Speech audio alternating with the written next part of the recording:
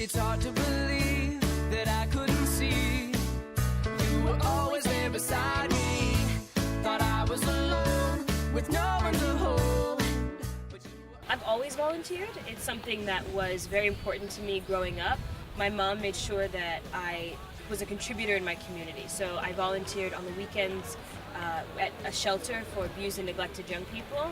I also did tutoring, and it was a very important part of my childhood and my development because I realized that there were other ways to put value on yourself, that value wasn't just about making money and about having as much as you can, that value is also about being a good citizen and about contributing to your society and to your environment. And I wanted to actually travel around the world and speak to young people and volunteer my services with different international organizations, with the United Nations, with local groups, because I felt that I wanted to be a positive role model for young people. I wanted them to realize that everything that you do, you don't have to get paid for, that there is so much value in giving and in being of service. And also there's a lot of skills that you can attain that you may not have realized you even had, and you will discover them by being a volunteer.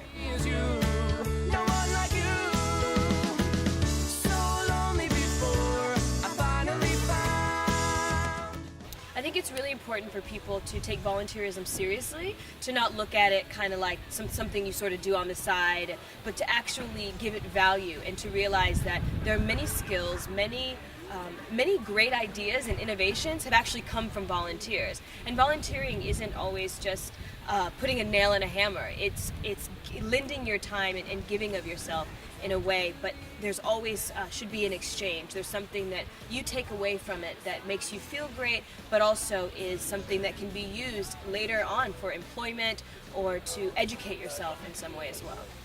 I would love to give my support first and foremost to the young people that are here, because one thing that is prevalent here and in many countries in Latin America and around the world is a vast inequity, and this gap has to be bridged through service, through awareness, and through doing activities that have social impact. And so I want the young people out there to realize that you have the potential to have real social impact in your community.